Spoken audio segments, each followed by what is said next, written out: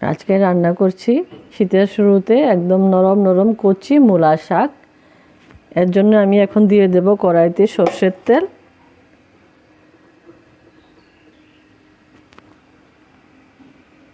তেল আমি 1 চামচ পরিমাণ দিয়েছি।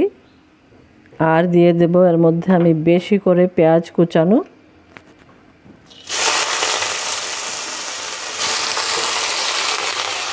আর এর মধ্যে আমি এটা একটু নেড়ে চেড়ে দিয়ে এর মধ্যে দিয়ে দিচ্ছি আমি কয়েক কোয়া রসুন।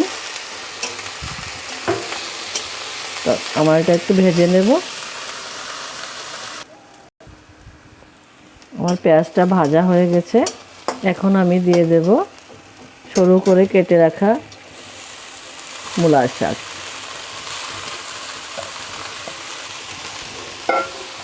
আর এর মধ্যে আমি দিয়ে দেব স্বাদ মতো নুন, আর দিয়ে দেব একটুখানি হলদি পাউডার, আর দিয়ে দেব বেশি করে অনেকগুলো চেরা কাঁচা লঙ্কা। শাকে কাঁচা লঙ্কাটা বেশি হলে খেতে ভালো লাগে। আপনারা আপনাদের স্বাদ বুঝে কাঁচা লঙ্কাটা দেবেন, যে যেরকম ঝাল খান। আর আমার রান্না যদি ভালো লাগে দেখতে চান তাহলে আমার চ্যানেলটাকে সাবস্ক্রাইব করে দেবেন। আর যদি আজকের রান্নাটা ভালো লাগে তাহলে লাইক, কমেন্টস আর শেয়ার করে দেবেন। আমি একটু ঢেকে দিচ্ছি।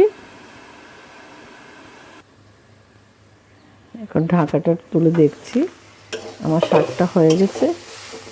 এটাকে একটু এভাবে একটু নরম করে নিচ্ছি। শাকটা পুরোপুরি হয়ে গেছে। এখন আমি এটাকে তুলে নেব একটা বাটির মধ্যে।